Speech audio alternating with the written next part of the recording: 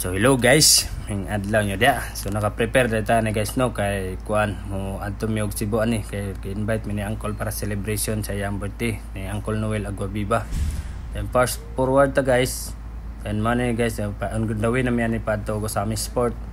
Pero ang kaning gidrive na nako nga sakyan guys is money lang isa ka sakyan katong auto bitaw katong Mirage katong ginapraktisan sa Maring sa pare. Mana na guys, shout out sa tong Maring. Then Edson, then sa tong pare pod katong Kugo sa bata, kadalas bata. Then kita mag-drive ani sa Mirage nila guys nga auto. Tas ang katong sa Innova si Uncle Noel drive ato. Kay si Ungos i-pick up ra namo dito sa kuan mo tubod nga Gaisano dapit bitaw sa entrance sa Gaisano. Then na mi ani diri sa Port sa Osamis guys. Direct fast forward na lang nato, diretso na nato kay kuan kanang wala kay ko ka video dito mo tungod sa PC kay daghan kayo kuan mga gipandala ba.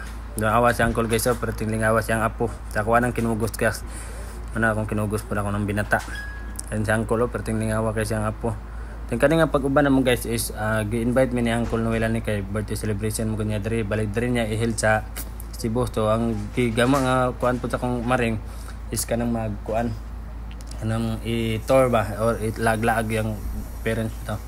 Okay kay guys, diba? Diri guys, nanami diri sa departure ani nga area. Kay on the way na may palakaw na may ani man padong sa kuan. Padong sa barko nga Trans-Asia. Tapos ang barko nga magsakyan guys is ang Trans-Asia shipping lines. Man diri ang diri sa Osamis Port ra nga nagkuan. Nagsakay guys mo tong kauban. Awa, mura 13 day mi kabuka ni guys.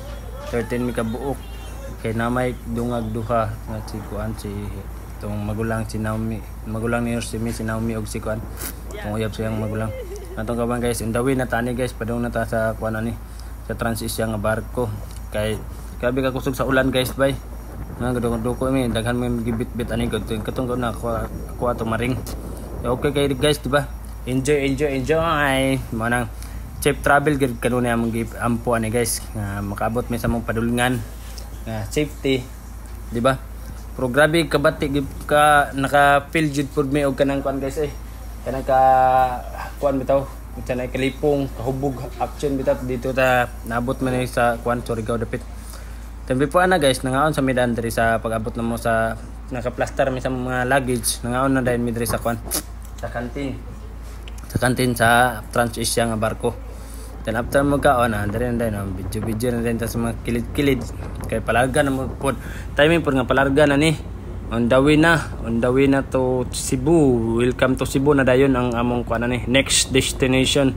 Then dito na din i-held on sa tong mga tour para other day dayon aron masugdan ang among mga laag bitaw guys no anar nga enjoy life mintras kuan ba mintras na po timing po day off. Then makalib food mig duha ka adlaw. Okay kayo Yan worth it kayo. Berada, enjoy kayo. Guys perte pangit-ngita di ba? Mao gid ni ang paglarga pa pud namo. Then after that guys, nakalarga na. Higda na dayon ko diri, tulog na dayon diri sa akong deck. Sa tourist nga deck dinhi guys ang among gikuan kay may gibok sa among Maring. Akong Maring mana higda na relax insa chill insa pa.